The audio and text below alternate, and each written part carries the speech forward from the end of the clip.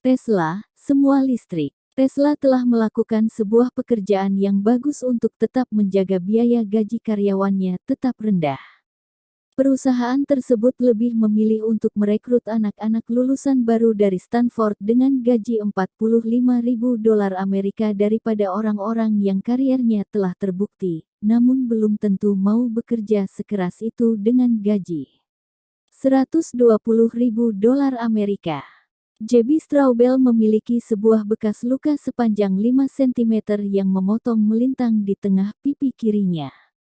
Dia mendapatkan luka tersebut ketika duduk di bangku sekolah menengah atas pada suatu eksperimen di kelas kimia. Straubel mengaduk campuran bahan-bahan kimia yang salah, dan gelas beaker yang dipegangnya meledak, melemparkan pecahan-pecahan kaca, yang salah satunya mengiris wajahnya. Luka tersebut masih membekas sebagai sebuah lencana kehormatan karena bekerja sembarangan. Luka tersebut datang mendekati akhir masa kecilnya yang penuh dengan eksperimen dengan bahan-bahan kimia dan mesin. Lahir di Wisconsin, Straubel membangun sebuah laboratorium kimia yang besar di ruang bawah tanah rumah keluarganya, termasuk di dalamnya lemari asam dan bahan-bahan kimia yang dipesan, dipinjam, atau diserobot. Pada usia 13 tahun, Straubel menemukan sebuah kereta golf tua di tempat pembuangan. Dia membawanya pulang ke rumah dan memperbaikinya hingga berfungsi kembali, yang membuatnya harus merakit kembali motor listriknya. Taren Straubel selalu memisahkan dan membongkar sesuatu, merapikannya, dan menyatukannya kembali. Semua hal tersebut sesuai dengan tradisi. Lakukan semuanya sendiri, di keluarga Straubel. Pada akhir 1890-an, kakek buyut Straubel memulai Straubel Machine Company, yang membangun salah satu mesin pembakaran internal pertama di Amerika Serikat dan menggunakannya untuk menjalankan kapal. Semangat ingin tahu Straubel membawanya ke arah barat, Stanford University, ketika dia mendaftar pada 1994 dengan maksud menjadi seorang fisikawan. Setelah melewati beberapa mata kuliah tersulit yang bisa dia ambil, Straubel menyimpulkan bahwa jurusan fisika tidak sesuai untuk dirinya. Mata kuliah lanjutannya terlalu teoretis, sedangkan Straubel suka mengotori tangannya dan mengerjakan sesuatu secara langsung dengan terjun ke lapangan. Dia mengembangkan jurusannya sendiri yang diberi nama Sistem dan Teknik Energi. Aku ingin menggunakan perangkat lunak dan listrik untuk mengontrol energi, kata Straubel. Hal itu adalah komputasi yang dikombinasikan dengan daya listrik. Aku mengumpulkan semua hal yang suka kulakukan dalam satu tempat. Pada saat itu tidak terdapat gerakan clean technology. Namun terdapat beberapa perusahaan yang melakukan serangkaian percobaan tenaga surya dan alat-alat listrik. Bisnis clean technology merupakan bisnis yang meminimalisasi limbah dan membutuhkan sumber daya tak terbarukan sesedikit mungkin. Straubel akhirnya memburu startup tersebut, duduk-duduk di garasi mereka dan mengganggu para insinyurnya. Kemudian, dia mulai berkreasi kembali di garasi sebuah rumah yang dia gunakan bersama temannya yang berjumlah setengah lusin. Straubel membeli sebuah Porsche bekas dan tua seharga $1.600 Amerika dan mengubahnya menjadi sebuah mobil listrik. Artinya Straubel harus membuat sebuah pengontrol untuk mengatur motor listrik, membangun sebuah pengisi ulang daya dari awal, dan membuat perangkat lunak yang membuat seluruh mesin tersebut bekerja. Mobil tersebut mencetak rekor dunia untuk akselerasi kendaraan listrik electric vehicle, EV, dengan menempuh jarak sejauh 400 meter dalam waktu 17,28 detik. Salah satu hal yang kupelajari adalah benda-benda elektronik itu hebat, dan kau bisa mendapatkan akselerasi dengan modal yang kecil, namun baterainya sangat buruk, kata Straubel. Baterainya hanya mampu bertahan dalam jarak 48 km, jadi aku belajar secara langsung mengenai keterbatasan kendaraan listrik. Straubel memberi mobilnya sebuah tambahan hybrid, dengan membangun sebuah alat dengan tenaga bahan bakar yang dapat ditarik di belakang mobil Porsche-nya dan dapat digunakan untuk mengisi ulang baterai. Hal ini cukup bagus karena Straubel dapat mengendarai mobil tersebut untuk menempuh jarak sejauh 643 km, pulang pergi ke Los Angeles. Pada 2002, Straubel tinggal di Los Angeles. Dia telah menerima gelar master dari Stanford dan berpindah-pindah dari beberapa perusahaan untuk mencari sesuatu yang menarik minatnya. Dia memutuskan untuk bekerja pada Rosen Motors, perusahaan yang membangun salah satu kendaraan hybrid pertama di dunia, sebuah mobil yang menjalankan roda gaya, sebuah turbin gas, dan memiliki motor-motor listrik untuk menjalankan rodanya. Setelah perusahaan tersebut bangkrut, Straubel mengikuti Harold Rosen, seorang insinyur yang terkenal karena menemukan satelit geostasionari, untuk membuat sebuah pesawat listrik. Aku adalah seorang pilot dan aku suka terbang, jadi hal itu sempurna untukku, kata Straubel. Idenya adalah pesawat tersebut akan terbang tinggi di awan selama 2 minggu pada suatu waktu dan melayang di atas tempat tertentu. Ide ini muncul sebelum ada drone dan hal-hal semacamnya. Untuk membantu memenuhi kebutuhan, Straubel juga bekerja pada malam hari, dan pada akhir pekan dia memberikan konsultasi mengenai listrik untuk sebuah startup. Ketika sedang berada di tengah-tengah kerja keras untuk mengerjakan semua proyek tersebut, seorang teman lama Straubel dari tim mobil listrik Stanford datang mengunjunginya. Sebuah grup yang terdiri dari insinyur-insinyur nakal di Stanford telah mengerjakan mobil listrik selama bertahun-tahun, yang membangunkan mereka Quonset hut, yang penuh dengan bahan kimia dan laba-laba beracun di era Perang Dunia II. Tidak seperti sekarang, ketika universitas bergegas mengambil kesempatan untuk mendukung proyek semacam itu, Stanford justru mencoba membubarkan grup yang terdiri dari orang-orang aneh dan kutu buku yang terpinggirkan. Namun, para mahasiswa tersebut membuktikan bahwa mereka sangat mampu mengerjakan pekerjaan mereka sendiri dan berkompetisi di ajang internasional dalam perlombaan mobil bertenaga surya. Straubel membantu mereka membangun kendaraan tersebut ketika masih berada di universitas dan bahkan setelahnya, membangun hubungan baik dengan sekelompok insinyur baru. Tim tersebut baru saja mengikuti perlombaan sejauh 3.700 km dari Chicago ke Los Angeles, dan Straubel menawarkan kepada anak-anak yang kelelahan dan kekurangan uang tersebut sebuah tempat untuk menginap. Sekitar setengah lusin mahasiswa muncul di tempat Straubel, menikmati mandi mereka yang pertama setelah berhari-hari, dan kemudian bertebaran di lantai.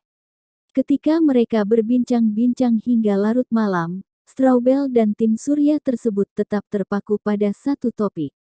Mereka menyadari bahwa baterai ion litium, seperti baterai yang terdapat di mobil mereka yang mendapatkan energi dari matahari, menjadi semakin baik daripada yang orang-orang sadari.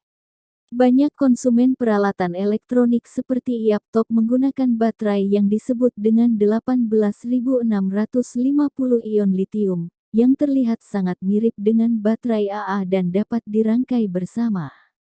Kami penasaran apa yang akan terjadi jika kita meletakkan 10.000 sel baterai bersama, kata Straubel. Kami melakukan perhitungan matematis dan menemukan bahwa kami mungkin bisa menempuh jarak 16.000 km. Perbincangan malam itu merupakan perbincangan para kutu buku, dan akhirnya semua orang tertidur. Namun ide tersebut menempel di benakku.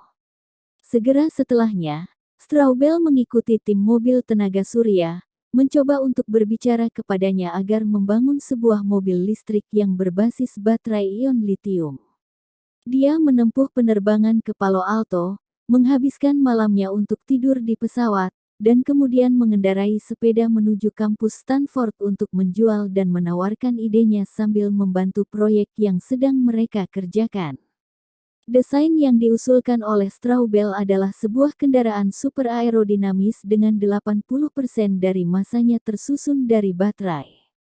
Desain tersebut terlihat seperti sebuah torpedo dengan roda-roda, tidak ada seorang pun yang tahu dengan pasti detail visi jangka panjang Straubel terhadap hal ini, termasuk Straubel sendiri. Rencananya lebih terlihat seperti membangun sebuah kendaraan untuk membuktikan suatu konsep agar orang-orang memikirkan kekuatan baterai ion litium, daripada sekadar membangun sebuah perusahaan mobil. Dengan sedikit keberuntungan, mereka akan menemukan perlombaan untuk berkompetisi. Mahasiswa-mahasiswa Stanford setuju mengikuti Straubel jika dia dapat mengumpulkan sejumlah uang sebagai modal. Dia mulai mengadakan pertunjukan penjualan dengan menyerahkan brosur-brosur mengenai idenya dan mengirimkan email kepada semua orang yang muncul di pikirannya. "Aku tidak punya malu," katanya. Satu-satunya yang menjadi masalah adalah tidak ada seorang pun yang tertarik dengan apa yang Straubel tawarkan. Para investor terus-menerus memberikan penolakan kepadanya selama berbulan-bulan. Kemudian, pada musim gugur 2003, Straubel bertemu dengan Elon Musk. Harold Rosen telah mengatur sebuah makan siang bersama Musk di sebuah restoran seafood dekat markas besar SpaceX di Los Angeles dan mengajak serta Straubel untuk membantunya membicarakan ide mengenai pesawat listrik. Ketika Musk tidak tertarik terhadap ide tersebut, Straubel mengumumkan proyek mobil listrik sampingannya. Ide gila tersebut segera menyulut perasaan gembira di hati Musk, yang telah memikirkan tentang kendaraan listrik selama bertahun-tahun. Ketika Musk hampir berfokus untuk menggunakan ultrakapasitor untuk kendaraan listriknya, dia merasa bergairah dan terkejut mendengar seberapa jauh baterai ion litium telah berkembang. "Orang lain mengatakan kepadaku bahwa aku gila, namun Elon menyukai ide tersebut," kata Straubel. Dia berkata, "Tentu, aku akan memberimu sejumlah uang." Musk menjanjikan kepada Straubel $10.000 Amerika dari $100.000 Amerika yang dia butuhkan. Di tempat itu, Musk dan Straubel menjalin sebuah hubungan kekeluargaan yang akan bertahan selama lebih dari 1 dekade dan menghadapi hal-hal yang sangat baik dan sangat buruk setelah mereka memutuskan untuk melakukan sesuatu yang tidak berbeda dengan mengubah dunia. Setelah pertemuan dengan Musk, Straubel menghubungi rekan-rekannya di AC Propulsion, perusahaan yang berbasis di Los Angeles dan mulai berdiri sejak 1992 yang merupakan pelopor kendaraan listrik, membangun semuanya mulai dari mobil cepat untuk penumpang dengan ukuran sedang hingga mobil sport. Straubel sangat ingin menunjukkan kepada Musk dari T0, merupakan kendaraan termahal dengan kualitas tinggi di kandang AC Propulsion. T0 merupakan komponen-komponen mobil yang memiliki sebuah bodi yang terbuat dari serat kaca yang didudukkan di atas sebuah kerangka baja dan memiliki percepatan dari 0 ke 96,5 km per jam dalam waktu 4,9 detik ketika kali pertama ditunjukkan pada 1997. Straubel telah menghabiskan waktunya bertahun-tahun bergaul dengan tim dari AC Propulsion dan meminta Tom Gage, presiden perusahaan tersebut, untuk membawa sebuah T0 agar dapat dikendarai oleh Musk. Musk jatuh cinta pada mobil tersebut. Dia melihat potensinya sebagai sebuah mesin yang kuat yang mampu menggeser persepsi terhadap mobil listrik dari membosankan dan lambat menjadi sesuatu yang baru dan memotivasi. Selama berbulan-bulan, Musk menawarkan membiayai sebuah usaha untuk mengubah mobil rakitan tersebut menjadi sebuah kendaraan komersial, namun dia mengalami penolakan lagi dan lagi. Hal itu merupakan sebuah bukti dari suatu konsep dan perlu diwujudkan menjadi nyata, kata Straubel. "Aku sangat mencintai orang-orang AC Propulsion, namun mereka sepertinya kurang harapan dalam menjalankan bisnis dan menolak untuk melakukannya. Mereka tetap berusaha menjual kepada Elon sebuah mobil yang diberi nama e-Box yang tidak terlihat bagus, tidak memiliki performa yang bagus, dan tidak menginspirasi." Walaupun pertemuan dengan AC Propulsion tidak menghasilkan suatu kesepakatan, mereka telah memastikan ketertarikan Musk untuk mendukung sesuatu yang bahkan lebih besar dari proyek ilmu pengetahuan milik Straubel. Dalam sebuah email yang dikirimkan kepada Gage pada akhir Februari tahun 2004, Musk menulis, "Apa yang akan aku lakukan adalah mencari pilihan terbaik untuk sebuah mobil dengan performa bagus dan komponen listrik penghasil tenaga dan menuju ke arah sana." Tanpa diketahui oleh Straubel, pada waktu yang hampir bersamaan, sepasang partner dalam bisnis di Northern California juga jatuh cinta pada ide membuat sebuah mobil bertenaga baterai ion litium. Martin Eberhard dan Mark Tarpenning telah mendirikan Nuvomedia pada 1997 untuk membuat salah satu pembaca buku elektronik terawal, yang diberi nama Rocket eBook. Pekerjaan tersebut memberikan pria-pria itu pandangan terhadap konsumen perintis yang memakai alat-alat elektronik dan baterai ion litium yang berkembang dengan pesat dan digunakan untuk tenaga laptop dan peralatan portabel lain yang mudah dibawa. Walaupun Rocket eBook merupakan produk yang terlalu jauh melampaui waktunya dan bukanlah sebuah kesuksesan komersial yang besar, produk tersebut cukup inovatif untuk menarik perhatian Gemstar International Group, yang memiliki TV QD dan beberapa teknologi pemandu untuk pemrograman elektronik. Gemstar membayar $187 juta Amerika untuk mendapatkan Nuvomedia pada Maret tahun 2000. Dengan uang di tangan, para pendiri perusahaan tersebut tetap berhubungan setelah kesepakatan terjadi. Mereka berdua tinggal di Woodside, salah satu kota termakmur di Silicon Valley, dan berbincang dari waktu ke waktu mengenai permasalahan apa yang harus mereka tangani selanjutnya. "Kami memikirkan hal-hal yang naif," kata Tarpenning. "Ada satu rencana untuk membuat suatu sistem irigasi fantasi untuk pertanian dan rumah berdasarkan jaringan dengan sensor air yang pandai. Namun tidak ada yang benar-benar bergaung, dan kami menginginkan sesuatu yang lebih penting." Eberhard merupakan seorang insinyur yang sangat berbakat dengan kata hati untuk melakukan hal-hal sosial, namun kurang realistis. Konflik-konflik Amerika Serikat dengan Timur Tengah yang selalu berulang mengganggunya, dan seperti kebanyakan orang dengan pikiran ilmu pengetahuan lainnya. Sekitar tahun 2000, dia mulai menerima pemanasan global sebagai sebuah realitas. Eberhard mulai mencari alternatif untuk mobil-mobil yang meminum bahan bakar minyak dengan rakus. Dia menginvestigasi potensi dari bahan bakar sel hidrogen, namun menemukan kekurangannya. Dia juga tidak melihat banyak manfaat dari menyewa sesuatu seperti mobil listrik EV1 dari General Motors. Bagaimanapun, apa yang menarik perhatian Eberhard adalah mobil-mobil yang seluruhnya bertenaga listrik dari AC Propulsion yang telah dia amati di internet. Eberhard pergi ke Los Angeles sekitar tahun 2001 untuk mengunjungi toko AC Propulsion. Tempat itu terlihat seperti sebuah kota hantu dan tampaknya mereka sudah berhenti berbisnis, kata Eberhard. "Aku memberikan jaminan kepada mereka dengan uang sebesar $500.000 agar mereka bisa merakitkan untukku salah satu mobil dengan menggunakan baterai ion litium dan bukan baterai timah."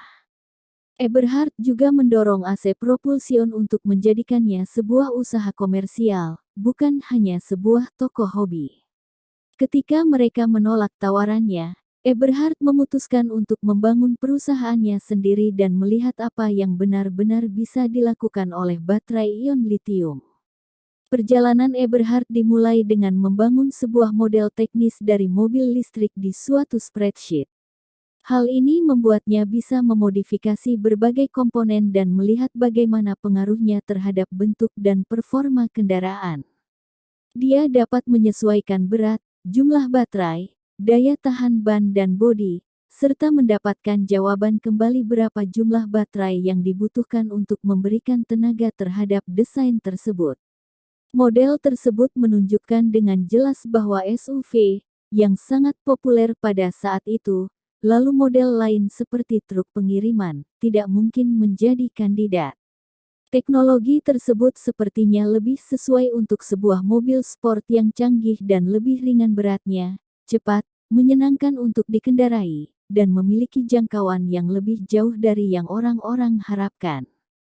Spesifikasi teknis tersebut melengkapi penemuan Tarpenning, yang melakukan riset terhadap suatu model finansial untuk mobil. Toyota Prius mulai diluncurkan di California, dan mobil tersebut dibeli oleh para pegiat lingkungan yang kaya. Kami juga mempelajari bahwa rata-rata pendapatan para pemilik EV1 adalah sekitar $200.000 per tahun, kata Tarpenning. Orang-orang yang sebelumnya menggemari merek Lexus, BMW, dan Cadillac melihat mobil listrik dan hybrid sebagai suatu simbol status yang berbeda. Pria-pria tersebut menemukan bahwa mereka dapat membangun sesuatu untuk pasar mobil mewah dengan nilai $3 miliar per tahunnya di Amerika Serikat yang akan membuat orang-orang kaya bersenang-senang sekaligus merasa bahwa diri mereka baik. Orang-orang akan membayar untuk sesuatu yang keren dan seksi dan sebuah mobil dengan kecepatan yang luar biasa, kata Tarpenning.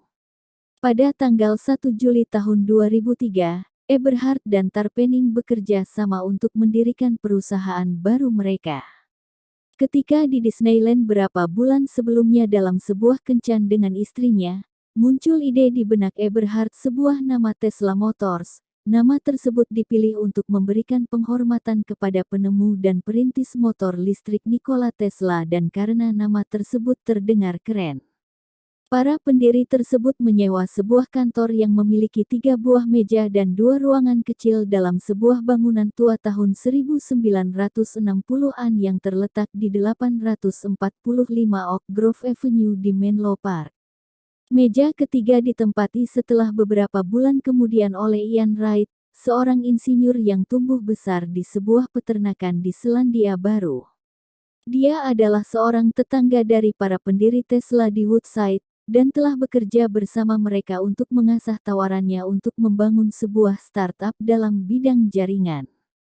Ketika startup tersebut gagal mengumpulkan uang dari para pemilik modal, Wright bergabung dengan Tesla. Ketika 3 pria tersebut mulai menceritakan rencana mereka kepada beberapa orang kepercayaan mereka, mereka dihadapkan dengan cemoohan universal. Kami bertemu seorang teman di sebuah pub di Woodside untuk menceritakan kepadanya apa yang akhirnya kami putuskan untuk dilakukan dan hal itu adalah sebuah mobil listrik, kata Tarpenning. Dia berkata, kalian pasti bercanda. Setiap orang yang berusaha untuk membangun sebuah perusahaan mobil di Amerika Serikat pasti akan cepat diingatkan bahwa startup terakhir yang berhasil meraih kesuksesan di industri tersebut adalah Chrysler, yang didirikan pada 1925. Merancang dan membangun sebuah mobil dari awal tentu saja akan dihadapkan pada banyak tantangan. Namun hal itu dapat menghasilkan banyak uang dan tahu bagaimana membangun banyak mobil yang menghalangi usaha-usaha masa lalu untuk mendirikan sebuah perusahaan baru. Para pendiri Tesla sadar akan realitas tersebut. Mereka menemukan bahwa Nikola Tesla telah membangun sebuah motor listrik 1 abad yang lalu dan bahwa membuat sebuah drivetrain, pemindah daya mesin, yang mengambil tenaga dari motor dan mengirimkannya ke roda-roda adalah mungkin untuk dilakukan. Bagian yang sangat menakutkan dari bisnis mereka adalah membangun pabrik untuk membuat mobil dan bagian-bagian yang berhubungan dengannya. Namun, semakin dalam orang-orang Tesla melakukan riset terhadap industri tersebut, semakin mereka menyadari bahwa perusahaan-perusahaan besar pembuat mobil bahkan tidak benar-benar membuat mobil mereka sendiri lagi. Masa-masa di saat Henry Ford mengirimkan bahan mentah dari satu ujung pabriknya di Michigan dan kemudian menghasilkan mobil dari ujung pabrik yang satunya telah lama berlalu. BMW tidak membuat kaca depan mobil atau kain pelapis atau kaca spionnya sendiri, kata Tarpenning. Satu-satunya hal yang tetap dipertahankan oleh perusahaan mobil besar adalah riset mengenai pembakaran internal, penjualan dan pemasaran, serta perangkaian final. Kami berpikir dengan naif bahwa kami bisa mendapatkan akses kepada semua supplier yang sama untuk suku cadang kami. Rencana yang muncul di benak para pendiri Tesla adalah untuk memberi lisensi terhadap beberapa teknologi dari AC Propulsion terkait dengan kendaraan T0 dan menggunakan kerangka buatan Lotus Elise sebagai bodi dari mobil mereka. Lotus, pembuat mobil dari Inggris, telah mengeluarkan mobil dua pintu bernama Elise pada 1996, dan secara pasti memiliki daya tarik yang mengilap untuk mengundang para pembeli mobil mewah. Setelah berbicara dengan sejumlah orang yang berkecimpung di bisnis hak penjualan mobil, tim Tesla memutuskan untuk menghindari penjualan mobil mereka melalui partner dan melakukan penjualan langsung. Dengan rencana dasar yang telah disiapkan tersebut, ketiga pria tersebut berburu beberapa pendanaan dari pemilik modal pada Januari tahun 2004. Untuk membuat hal-hal terasa lebih nyata bagi para investor, para pendiri Tesla meminjam sebuah T-Zero dari AC Propulsion dan mengendarainya menuju ke gang para pemilik modal di Sand Hill Road. Mobil tersebut memiliki percepatan yang lebih cepat dari sebuah Ferrari, dan hal ini diterjemahkan menjadi kegembiraan yang mendalam bagi para investor. Namun sisi buruknya adalah, para pemilik modal tersebut bukanlah kumpulan orang yang sangat imajinatif, dan mereka susah payah melihat sesuatu yang melampaui mobil rakitan yang terbuat dari plastik berkualitas rendah yang ditunjukkan sebagai contoh oleh para pendiri Tesla tersebut. Satu-satunya pemilik modal yang tertarik adalah Campus Technology Partners dan SDL Venture, dan mereka semua tidak terdengar gembira dan semangat. Pimpinan partner di kampus pernah berhasil bekerja sama dengan Nuvomedia dan merasakan beberapa kesediaan dengan Eberhard dan Tarpenning. Dia berkata, "Hal ini bodoh, namun aku telah berinvestasi pada setiap startup otomotif selama 40 tahun terakhir. Jadi mengapa tidak ingat Tarpenning? Tesla masih membutuhkan investor utama yang akan membayar bagian terbesar dari dana $7 juta Amerika yang dibutuhkan untuk membuat sesuatu yang diketahui sebagai sebuah kendaraan purwarupa. Hal itu akan menjadi capaian pertama mereka dan memberikan sesuatu yang bersifat fisik untuk ditunjukkan, yang dapat membantu penggalangan dana putaran kedua." Eberhard dan Tarpenning memiliki nama Elon Musk di kepala mereka sebagai seseorang yang mungkin menjadi investor utama sejak awal. Mereka berdua pernah melihatnya berbicara beberapa tahun sebelumnya di sebuah konferensi Mars Society yang diadakan di Stanford di mana Musk menyatakan visinya untuk mengirimkan tikus-tikus ke luar angkasa, dan mereka mendapatkan kesan bahwa dia berpikiran sedikit berbeda dan mungkin akan terbuka terhadap ide mobil listrik.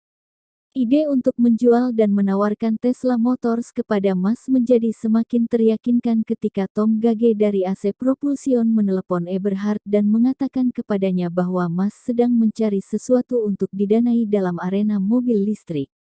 Eberhard dan Wright terbang menuju Los Angeles dan menemui Musk pada sebuah Jumat. Akhir pekannya, Musk menghujani Tarpenning, yang sebelumnya pergi pada suatu perjalanan, dengan pertanyaan tentang model finansial. "Aku hanya ingat menjawab, dan menjawab," kata Tarpenning. Pada Senin berikutnya, Martin dan aku terbang untuk menemuinya lagi, dan dia berkata, "Oke, aku bergabung." Para pendiri Tesla merasa bahwa mereka beruntung telah mendapatkan investor yang sempurna. Musk memiliki kepandaian teknis untuk memahami apa yang sedang mereka bangun. Dia juga memiliki tujuan yang sama dengan mereka untuk berusaha mengakhiri ketergantungan Amerika Serikat terhadap bahan bakar minyak. Kamu membutuhkan investor penyandang dana untuk mendapatkan kepercayaan, dan bagi Musk hal ini tidak sekadar transaksi finansial, kata Tarpenning. Dia ingin mengubah keseimbangan energi di negeri ini. Dengan sebuah investasi sebesar $6,5 juta Amerika, Musk menjadi pemegang saham terbesar Tesla dan pemimpin perusahaan. Musk kemudian akan mempertahankan kekuatan posisinya dengan baik ketika melawan Eberhard untuk mengontrol Tesla. Hal itu merupakan sebuah kesalahan, kata Eberhard. Aku menginginkan lebih banyak investor. Namun, jika aku harus melakukannya lagi, aku akan mengambil uangnya. Kau tahu, lebih baik mempertahankan apa yang telah kita miliki daripada mengambil risiko untuk sesuatu yang lebih besar. Kami membutuhkannya. Tidak lama setelah pertemuan tersebut, Musk memanggil Straubel dan mendorongnya untuk bertemu dengan tim Tesla. Straubel mendengar bahwa kantor mereka yang terletak di Menlo Park berjarak sekitar 800 meter dari rumahnya, dan dia merasa tertarik dengan cerita mereka dan secara bersamaan juga merasakan skeptis. Tidak ada orang di planet ini yang lebih terpanggil ke dalam kancah kendaraan listrik selain Straubel, dan dia sulit untuk percaya bahwa beberapa pria telah mencapai titik sejauh itu tanpa dia mendengar sedikit pun kabar mengenai proyek mereka. Meskipun demikian, Straubel mampir ke kantor mereka untuk sebuah pertemuan, dan langsung direkrut pada Mei tahun 2004 dengan gaji $95.000 Amerika per tahun. Aku menceritakan kepada mereka bahwa aku telah membuat kumpulan baterai yang mereka butuhkan dengan pendanaan dari Elon, kata Straubel. Kami sepakat untuk bergabung dan membentuk grup tersebut. Jika seseorang dari Detroit mampir ke Tesla Motors pada titik tersebut, mereka akan naik pitam dan berakhir dengan histeris. Seluruh keahlian yang dimiliki oleh perusahaan otomotif tersebut adalah beberapa pria di Tesla yang sangat menyukai mobil dan seorang lainnya yang pernah membuat serangkaian proyek pameran ilmu pengetahuan berdasarkan teknologi yang dianggap oleh industri otomotif menggelikan. Terlebih lagi, tim pendiri tersebut tidak bermaksud mengunjungi Detroit untuk meminta nasihat bagaimana membangun sebuah perusahaan mobil. Tidak, Tesla akan melakukan apa-apa yang telah dilakukan oleh startup-startup di Silicon Valley sebelumnya, yakni merekrut insinyur-insinyur muda yang penuh dengan rasa lapar dan menemukan hal-hal yang harus dikerjakan sambil berjalan. Tidak peduli bahwa Bay Area tidak memiliki sejarah nyata bahwa model tersebut berguna untuk sebuah mobil dan bahwa membangun sebuah objek fisik yang rumit memiliki sedikit kesamaan dengan menuliskan sebuah aplikasi perangkat lunak. Apa yang Tesla miliki, lebih awal dari orang-orang lain, adalah kesadaran bahwa baterai ion litium 18650 telah menjadi sangat bagus dan tetap akan semakin bagus. Semoga kesadaran tersebut ditambah dengan beberapa usaha dan kepandaian akan cukup. Straubel memiliki akses pintas kepada para insinyur yang pandai dan energi di Stanford dan dia akan memberitahukan kepada mereka mengenai Tesla. Jim Berdichevsky, salah satu anggota dari tim mobil bertenaga surya, langsung bersemangat ketika dia mendengar kabar dari Straubel. Berdichevsky, seorang mahasiswa jenjang sarjana yang belum lulus, bersedia berhenti kuliah, bekerja secara gratis, dan menyapu lantai-lantai di Tesla jika itu yang diperlukan untuk mendapatkan pekerjaan tersebut. Para pendiri terkesan dengan semangatnya dan merekrut Berdichevsky setelah satu pertemuan. Hal ini memberikan Berdichevsky situasi yang tidak nyaman untuk menelepon orang tuanya yang merupakan imigran dari Rusia, sepasang insinyur nuklir kapal selam, untuk memberitahu mereka bahwa anaknya akan melepaskan Stanford untuk bergabung dengan sebuah startup di bidang mobil listrik. Sebagai karyawan nomor 7, dia menghabiskan sebagian hari kerjanya di kantor di Menlo Park dan sisanya di ruang keluarga Straubel untuk merancang model 3 dimensi dari powertrain mobil pada sebuah komputer dan membuat percontohan awal baterai di garasi. Baru sekarang aku menyadari betapa gilanya hal yang kulakukan tersebut, kata Berdichevsky.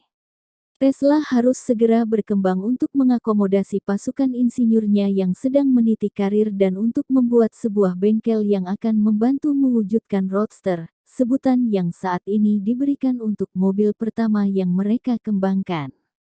Mereka menemukan sebuah bangunan 2 lantai untuk industri di San Carlos, tepatnya di 1050 Commercial Street.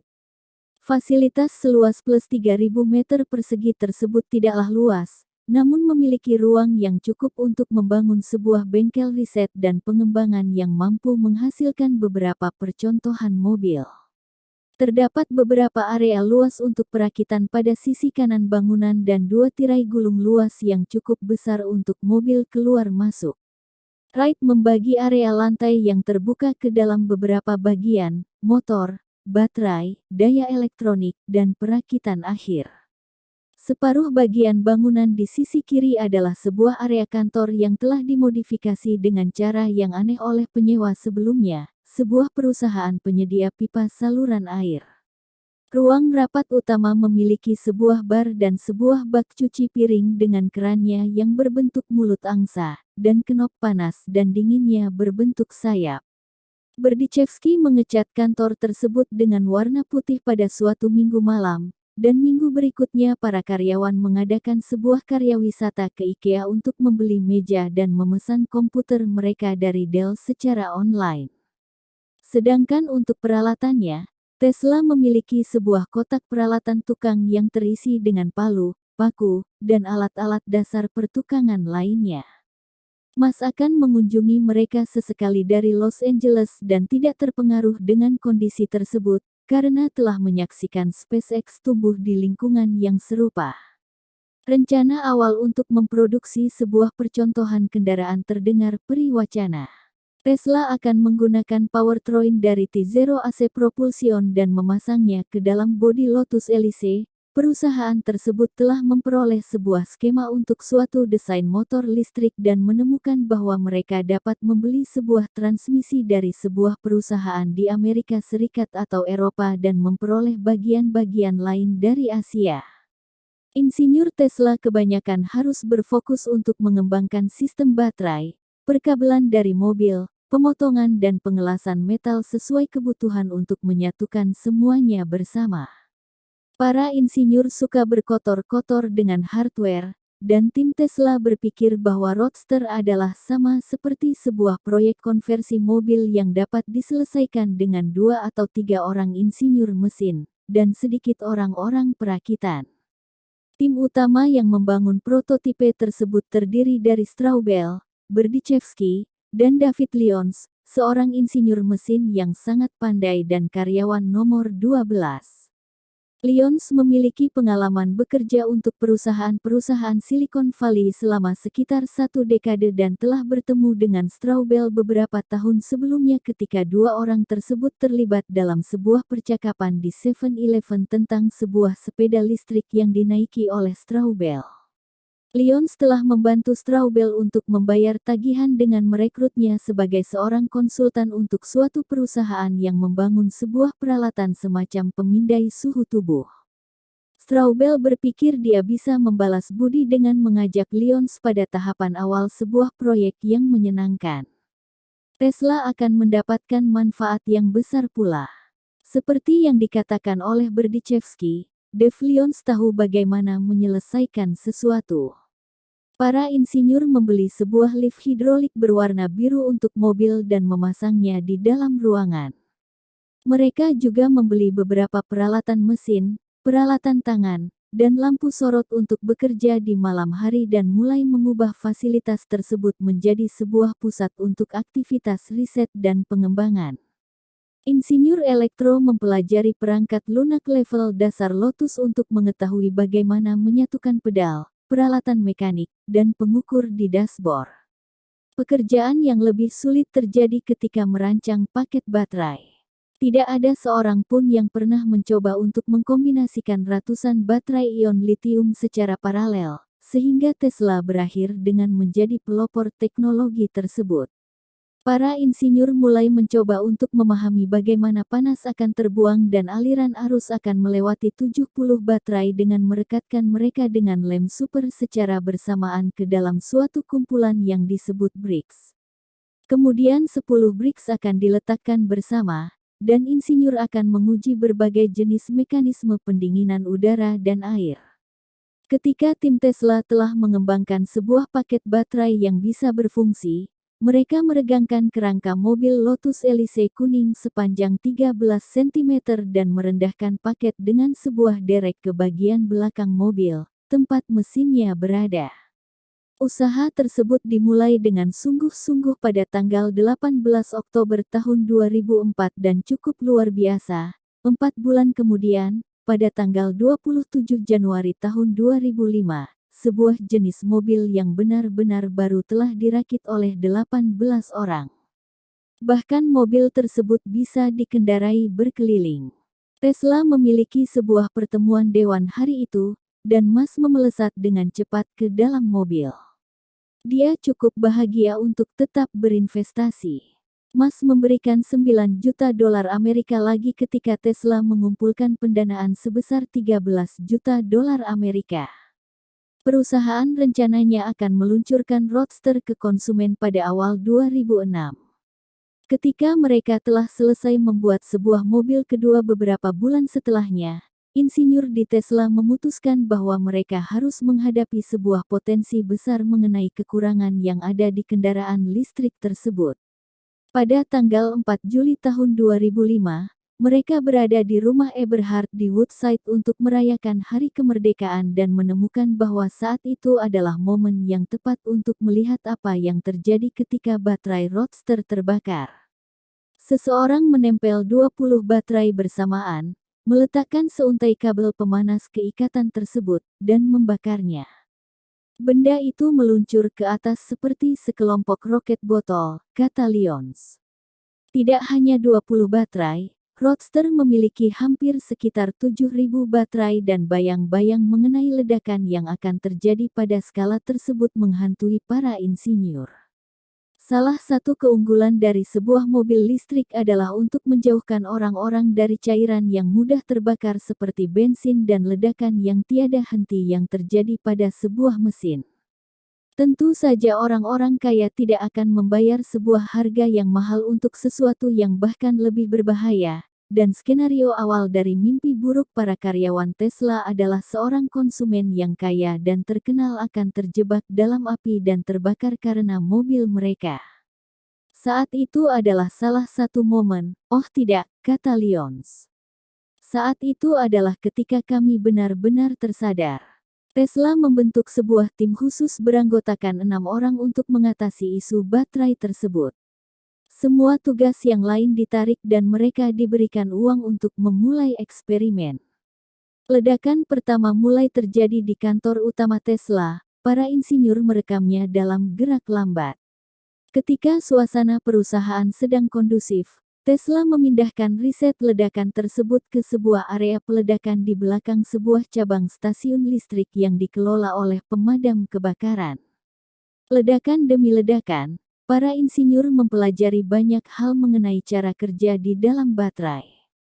Mereka mengembangkan metode untuk menyusun mereka dalam suatu cara yang akan mencegah api menyebar dari satu baterai ke baterai selanjutnya dan teknik yang lain untuk menghentikan seluruh ledakan. Ribuan baterai meledak selama proses itu, dan usaha tersebut membuahkan hasil. Saat itu masih di masa-masa awal, tentunya, namun Tesla hampir-hampir menemukan teknologi baterai yang akan memberikan jarak yang jauh ke depan dari rival-rival mereka selama bertahun-tahun yang akan datang dan hal ini kemudian akan menjadi salah satu keunggulan besar dari perusahaan. Keberhasilan awal dalam membangun dua percontohan mobil, beserta terobosan yang dihasilkan oleh insinyur-insinyur Tesla mengenai baterai dan kepingan teknologi lainnya membangkitkan kepercayaan diri perusahaan. Saat itu adalah waktu yang tepat untuk menempel cap Tesla pada kendaraan. Rencana awalnya adalah paling tidak kami bisa membuat mobil yang berbeda dengan sebuah Lotus secara model, tetapi dengan daya listrik, kata Tarpenning. Seiring berjalannya waktu, Elon dan dewan perusahaan yang lain berkata, kamu hanya bisa melakukan ini satu kali. Kita harus menyenangkan hati konsumen, dan Lotus tidak cukup baik untuk melakukannya. Sasis Elise, atau yang menjadi kerangka dasar, berfungsi dengan baik untuk tujuan teknis Tesla. Namun, justru bodi dari mobil yang memiliki isu serius baik dari segi bentuk maupun fungsi. Pintu dari sasis Elise tersebut adalah setinggi 1 kaki, dan kau bermaksud untuk masuk ke dalam mobil dengan melompat atau terjatuh ke dalamnya, bergantung pada fleksibilitas dan/atau martabatmu. Bodi tersebut juga harus diperpanjang untuk mengakomodasi paket baterai Tesla dan sebuah bagasi. Dan Tesla lebih memilih untuk membuat Roadster dari fiber karbon dan bukan serat kaca. Pada poin desain tersebut, Musk memberikan banyak pendapat dan pengaruh. Dia menginginkan sebuah mobil yang dapat membuat Justin merasa nyaman untuk masuk ke dalamnya dan memiliki kadar kepraktisan tertentu.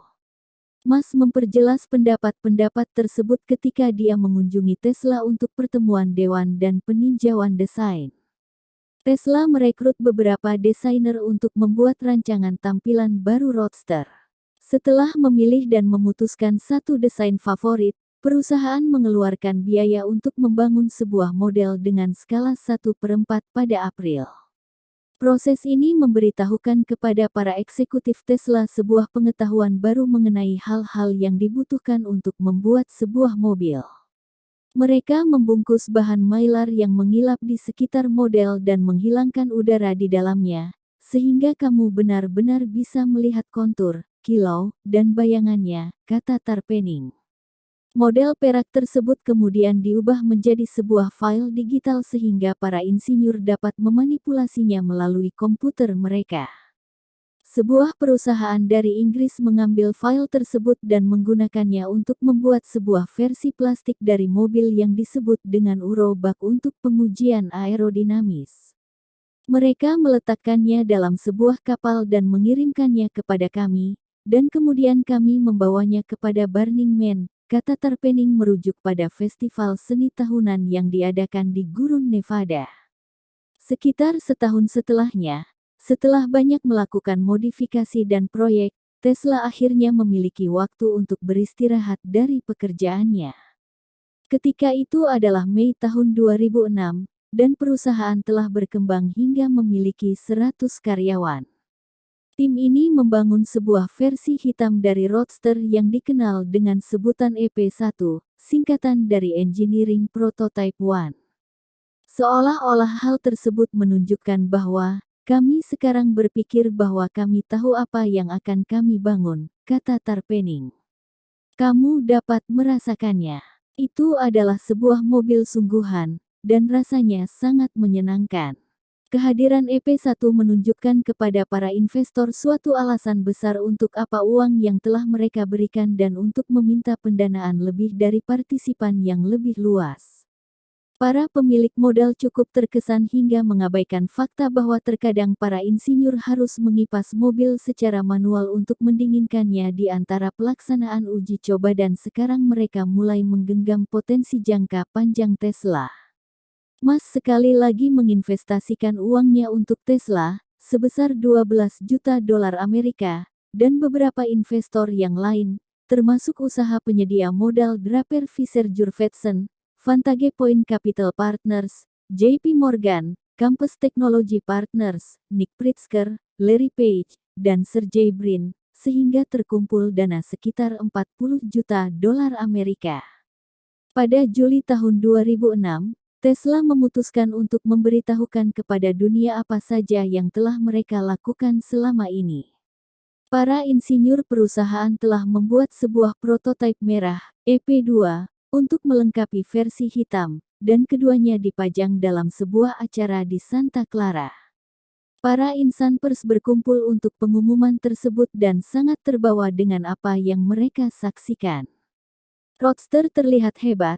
Mobil touring dengan 2 tempat duduk yang dapat mencapai kecepatan dari 0 hingga 96,5 km per jam dalam waktu sekitar 4 detik. Sampai hari ini, Musk mengatakan pada acara tersebut, semua mobil listrik jelek. Selebritas seperti mantan wali kota Arnold Schwarzenegger dan mantan CEO Disney Michael Eisner hadir pada acara tersebut, dan banyak dari mereka yang menguji coba mengendarai Roadster. Kendaraan tersebut sangat rapuh sehingga hanya Straubel dan beberapa tangan terpercaya lainnya yang tahu bagaimana cara menjalankannya, dan mereka saling bergantian setiap 5 menit untuk menjaga dan menghindari panas yang berlebihan pada mesin. Tesla memberitahukan bahwa setiap mobil akan dihargai sekitar 90.000 dolar Amerika dan memiliki jangkauan sekitar 400 km untuk setiap pengisian ulang. 30 orang, kata perusahaan tersebut, berkomitmen untuk membeli sebuah Roadster, termasuk pendiri Google Brin dan Page dan beberapa miliarder bidang teknologi lainnya. Musk menjanjikan sebuah mobil yang lebih murah, sebuah model dengan 4 tempat duduk dan 4 pintu dengan harga kurang dari 50.000 dolar Amerika akan hadir dalam waktu 3 tahun mendatang. Pada waktu yang berdekatan dengan acara tersebut, Tesla membuat kemunculan pertamanya di New York Times melalui sebuah profil singkat perusahaan. Eberhard bersumpah, dengan optimistis, untuk memulai pengiriman Roadster pada pertengahan tahun 2007, dan bukan awal 2006 seperti yang telah direncanakan sebelumnya, dan menyatakan strategi Tesla yang akan memulai dengan sebuah produk berharga tinggi dan bervolume rendah dan berpindah dengan produk yang semakin terjangkau seiring berjalannya waktu, seperti yang telah ditampilkan oleh sejumlah peralatan elektronik lain. Telepon seluler, lemari es, TV berwarna, mereka tidak memulai dengan membuat produk terjangkau yang diproduksi secara massal. Eberhard mengatakan pada harian tersebut, awalnya produk mereka relatif mahal, bagi orang-orang yang dapat membelinya. Cerita tersebut merupakan sebuah kudeta bagi Tesla, dan Musk tidak mengapresiasi bagaimana dia ditinggalkan dari artikel tersebut sama sekali. Kami mencoba menggarisbawahi tentangnya, dan mengatakan kepada reporter tentangnya berkali-kali, namun mereka tidak tertarik dengan dewan perusahaan, kata Tarpenning. Elon sangat marah. Wajahnya pucat. Kau mungkin dapat memahami mengapa Musk menginginkan beberapa kilau Tesla juga memancar ke arahnya. Mobil tersebut telah berubah menjadi sebuah isu kontroversial yang mengundang perhatian dunia otomotif. Kendaraan listrik cenderung mengundang reaksi prinsipil yang berlebihan baik dari kubu pro maupun kontra, dan penampilan sebuah mobil listrik yang cepat dan bagus akan menyalakan api nafsu semua orang. Tesla juga telah mengubah Silicon Valley menjadi sebuah ancaman nyata, setidaknya secara konseptual bagi Detroit untuk pertama kalinya. Sebulan setelah acara di Santa Monica adalah Pebble Beach Concours d'Ayagons, sebuah pameran terkenal yang menampilkan mobil-mobil eksotis. Tesla telah menjadi sebuah topik perbincangan sehingga pihak penyelenggara kegiatan tersebut memohon agar mereka dapat menampilkan Roadster dan menghilangkan biaya tiket masuk pameran. Tesla memasang sebuah stand, banyak orang yang muncul dan menuliskan cek sebesar $100.000 Amerika di tempat tersebut untuk memesan mobil. Bahkan hal ini terjadi jauh sebelum Kickstarter, sebuah web penggalangan dana untuk mendukung proyek-proyek berbasis kreativitas, dan kami sama sekali tidak memiliki pemikiran untuk melakukannya, kata Tarpenning. Namun kemudian kami mulai mendapatkan jutaan dolar Amerika dari acara-acara semacam itu. Pemilik modal, selebritas, dan teman-teman dari karyawan Tesla mulai mencari cara untuk bisa berada dalam daftar tunggu. Beberapa kalangan kaya Silicon Valley bahkan bertindak jauh dengan mendatangi kantor Tesla secara langsung dan mengetuk pintunya, bermaksud untuk membeli sebuah mobil. Pebisnis Konstantin Otmer dan Bruce Leak, yang telah mengenal Musk sejak masa magangnya di Rocket Science Games, melakukan hal serupa dan malah mendapatkan sebuah tur personal mengenai mobil tersebut langsung dari Musk dan Eberhard selama beberapa jam. Pada akhirnya kami berkata, kami akan membeli satu, kata Otmer. Meskipun demikian, mereka sebenarnya belum boleh menjual mobil, sehingga kami bergabung dengan klub mereka. Biaya untuk bergabung dengan klub tersebut adalah $100.000 Amerika. Namun salah satu manfaatnya sebagai anggota adalah kau mendapatkan sebuah mobil gratis. Ketika Tesla berubah dari penjualan dan kembali menjadi lembaga riset dan pengembangan, mereka memiliki beberapa tren yang bermanfaat bagi mereka. Unggul dalam bidang komputasi menjadikan mereka sebagai sebuah perusahaan mobil kecil yang memiliki kualitas yang sama bagusnya dengan perusahaan raksasa pada industri tersebut.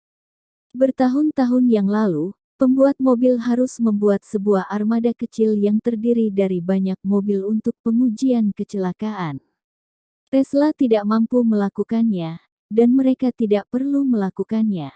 Proses pembuatan prototipe Roadster yang ketiga menggunakan fasilitas pengujian tabrakan yang juga digunakan oleh pembuat mobil besar, memberikan akses kepada Tesla terhadap kamera berkecepatan tinggi dengan kualitas terbaik dan teknologi-teknologi lain yang berhubungan dengan gambar. Selain itu, Ribuan tes lainnya dilakukan oleh pihak ketiga yang merupakan spesialis dalam bidang simulasi komputer dan menyelamatkan Tesla dari kebutuhan untuk membangun armada mobil-mobil yang harus ditabrakkan. Tesla juga memiliki akses yang sama kepada trek ketahanan milik orang-orang besar yang terbuat dari jalanan berbatu dan beton dan tertanam benda-benda logam. Trek dalam fasilitas tersebut dapat mereplikasi pemakaian sejauh 160.000 km dan selama 10 tahun. Seringkali, para insinyur Tesla membawa sikap bawaan Silicon Valley mereka kepada pembuat mobil tradisional yang menginjakkan kaki mereka di tanah. Terdapat sebuah trek pengujian patah dan tenaga tarik di bagian utara Swedia dekat Arctic Circle, tempat mobil-mobil akan disetel pada dataran es yang luas. Hal standar yang biasa terjadi adalah menjalankan mobil tersebut selama kurang lebih 3 hari, mengambil data, dan kembali ke kantor perusahaan untuk rapat berminggu-minggu mengenai bagaimana menyesuaikan mobil tersebut.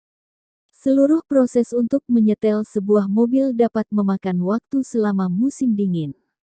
Namun kebalikannya, Tesla mengirimkan para insinyurnya bersama dengan Roadster yang akan diuji dan memerintahkan mereka untuk menganalisis dananya di tempat itu juga. Ketika sesuatu perlu dimodifikasi, para insinyur akan menulis ulang beberapa kode dan mengirimkan mobilnya kembali ke es. BMW akan memerlukan sebuah obrolan antara 3 atau 4 perusahaan yang akan menyalahkan satu sama lain terhadap masalah tersebut, kata Tarpenning. Kami bisa menyelesaikannya sendiri. Prosedur pengujian lain membutuhkan Roadster untuk masuk ke dalam sebuah ruang pendingin khusus untuk memeriksa bagaimana respons mesin terhadap suhu yang sangat dingin. Tak ingin membayar biaya yang mahal untuk menggunakan salah satu ruangan tersebut, para insinyur Tesla memilih menyewa sebuah truk pengantar es krim dengan sebuah trailer pendingin yang besar. Seseorang akan memasukkan sebuah Roadster ke dalam truk, dan para insinyur akan mengenakan jaket wol bertudung tebal dan mengerjakan mobil tersebut. Setiap kali Tesla berinteraksi dengan Detroit, mereka mendapatkan sebuah pengingat tentang bagaimana kota yang dulu pernah berjaya telah dipisahkan dari budayanya untuk melakukan semuanya sendiri. Tesla mencoba menyewa sebuah kantor kecil di Detroit. Biayanya jauh lebih terjangkau jika dibandingkan dengan sewa tempat di Silicon Valley, namun birokrasi dari kota tersebut membuat usaha untuk mendapatkan sebuah kantor menjadi cobaan yang berat.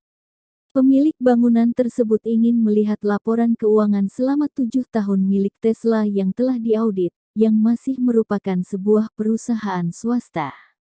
Kemudian pemilik bangunan juga menginginkan pembayaran biaya sewa selama 2 tahun di muka. Tesla memiliki sekitar 50 juta dolar AS di bank dan bisa saja membeli gedung tersebut seketika itu juga. Di Silicon Valley, kau bisa mengatakan bahwa kau didukung oleh seorang pemilik modal, dan hal itu mengakhiri negosiasi, kata Tarpenning. Namun, semuanya berlangsung seperti itu di Detroit. Kami memperoleh paket dari FedEx, dan mereka bahkan tidak bisa menentukan siapa yang harus menandatangani tanda terima paket tersebut. Sepanjang tahun-tahun awal tersebut, para insinyur menghargai Eberhard karena membuat keputusan yang cepat dan singkat. Jarang sekali Tesla terkatung-katung karena terlalu banyak menganalisis suatu situasi. Perusahaan akan memilih sebuah rencana untuk menyerang, dan ketika mereka mengalami kegagalan, mereka gagal dengan cepat dan kemudian mencoba sebuah pendekatan baru. Yang memulai penundaan Roadster adalah banyaknya perubahan yang diinginkan oleh Mas. Mas selalu mengusahakan agar mobil tersebut menjadi lebih nyaman, dengan meminta pergantian pada tempat duduk dan pintu. Dia membuat bodi yang terbuat dari fiber karbon adalah sebuah prioritas, dan dia mendorong adanya sensor listrik di pintu sehingga Roadster dapat dibuka hanya dengan sentuhan sebuah jari daripada harus menarik sebuah pegangan pintu. Eberhard menggerutu bahwa fitur-fitur tersebut memperlambat dan menghambat perusahaan, dan banyak insinyur yang menyetujui hal tersebut. Beberapa waktu tertentu kami merasa Elon adalah pemaksa dan penuntut yang tidak wajar, kata Berdichevsky. Seluruh perusahaan merasa simpati kepada Martin karena dia berada di sana sepanjang waktu, dan kami semua merasa bahwa mobil ini seharusnya segera diluncurkan. Pada pertengahan 2007, Tesla telah tumbuh dengan memiliki karyawan sebanyak 260 orang dan tampaknya melakukan hal-hal yang tidak mungkin. Mereka telah menghasilkan mobil listrik paling cepat dan paling cantik yang pernah disaksikan oleh dunia hampir dari ketiadaan. Hal-hal yang harus mereka lakukan selanjutnya adalah membangun banyak mobil, sebuah proses yang akhirnya hampir membuat bangkrut perusahaan. Kesalahan terbesar yang dibuat oleh para eksekutif Tesla pada masa-masa awal adalah asumsi mereka mengenai sistem transmisi untuk Roadster. Tujuannya adalah untuk mendapatkan percepatan dari 0 hingga 96,5 km per jam secepat mungkin dengan harapan bahwa kecepatan kasar dari Roadster akan menarik banyak perhatian dan membuatnya menyenangkan untuk dikendarai. Untuk melakukan hal tersebut, insinyur Tesla telah memutuskan dan memiliki sebuah transmisi dengan dua kecepatan, yang merupakan mekanisme dalam mobil yang mendasari transfer tenaga dari motor ke roda. Roda gigi pertama akan membawa mobil dari kecepatan 0 hingga 96,5 km per jam dalam waktu kurang dari 4 detik, dan kemudian roda gigi yang kedua akan membawa mobil tersebut mencapai kecepatan hingga 200 km per jam.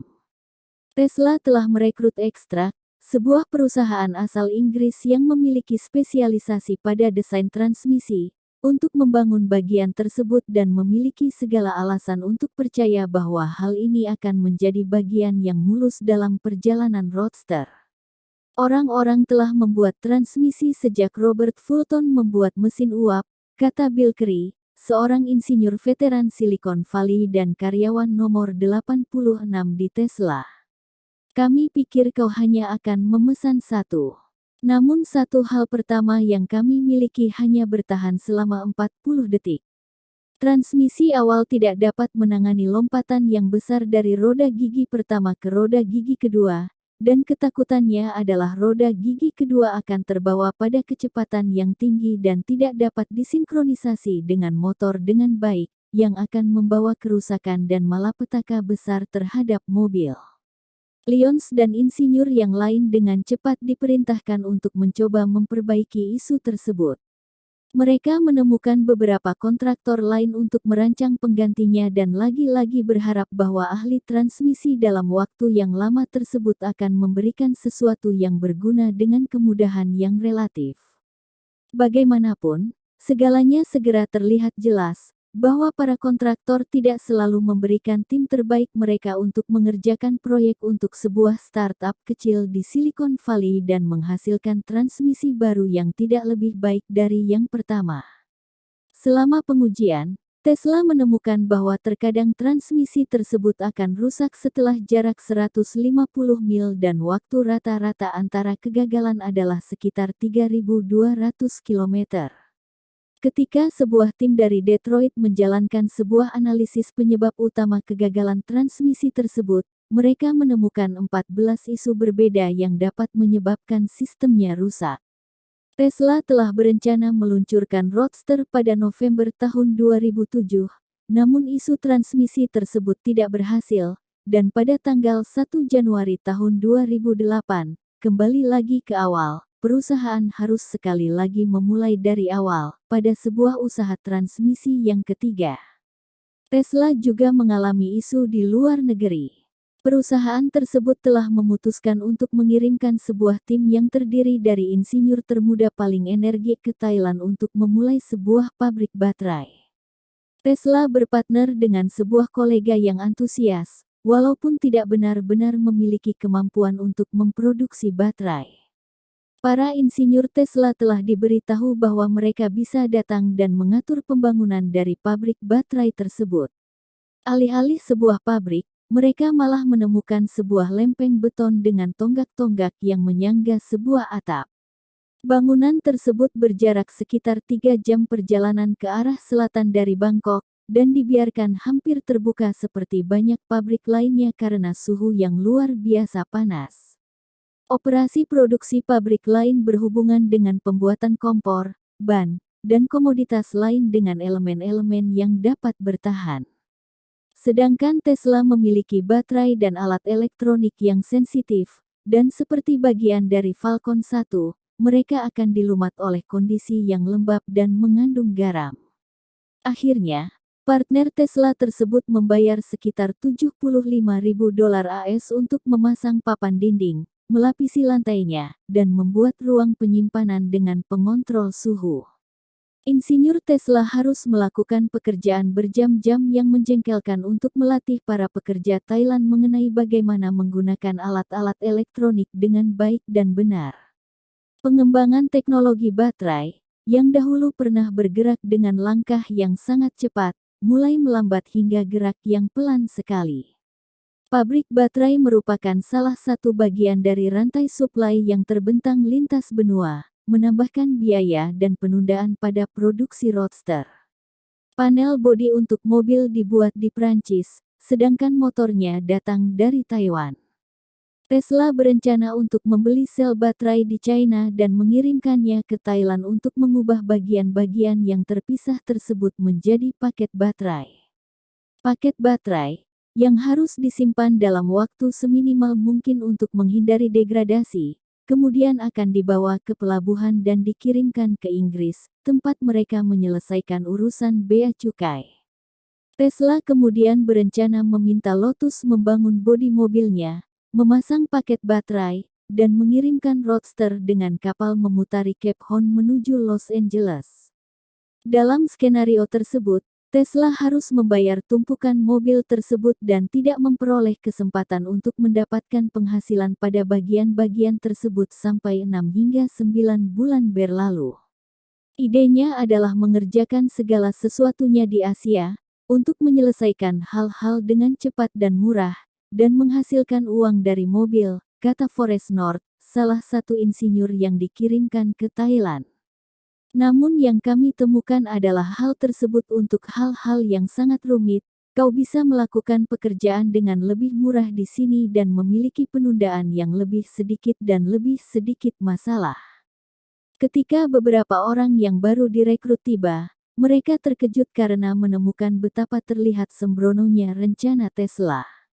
Ryan Popple, yang menghabiskan 4 tahun di tentara dan kemudian memperoleh sebuah gelar MBA dari Harvard, tiba di Tesla sebagai seorang direktur keuangan untuk mempersiapkan perusahaan tersebut untuk go public. Setelah memeriksa buku-buku perusahaan pada awal masa jabatannya, Popple bertanya kepada kepala produksi dan operasi mengenai bagaimana sesungguhnya dia akan membuat mobil itu. Dia berkata, "Ya, kita akan memutuskan bahwa kita akan memulai produksi dan kemudian sebuah keajaiban akan terjadi," kata Popple. Ketika isu mengenai produksi sampai ke telinga Mas, dia menjadi sangat prihatin dengan cara Eberhard menjalankan perusahaan dan memanggil seseorang untuk menangani situasi tersebut. Salah satu investor Tesla adalah Valor Equity, sebuah usaha investasi yang berbasis di Chicago yang memiliki spesialisasi dalam memperbaiki operasi produksi. Perusahaan tersebut tertarik kepada baterai dan teknologi powertrain milik Tesla dan menghitung bahwa seandainya Tesla gagal menjual banyak mobil, para pembuat mobil besar akhirnya akan menginginkan untuk membeli kekayaan intelektualnya. Untuk melindungi investasinya, Valor mengirimkan tim Watkins, direktur pelaksana operasinya, dan dia segera mencapai kesimpulan yang mengejutkan. Watkins adalah seseorang yang berasal dari Inggris dengan gelar pada industri robot dan teknik elektro.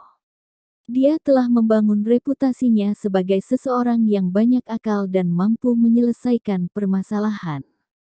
Ketika melakukan pekerjaan di Swiss misalnya, Watkins menemukan cara untuk menyiasati hukum ketenagakerjaan negara yang kaku yang membatasi jumlah jam karyawan dapat bekerja, dengan mengotomatisasi sebuah pabrik pengecapan logam sehingga pabrik tersebut dapat berjalan selama 24 jam sehari, tidak seperti pabrik saingannya yang hanya bisa berjalan selama 16 jam sehari.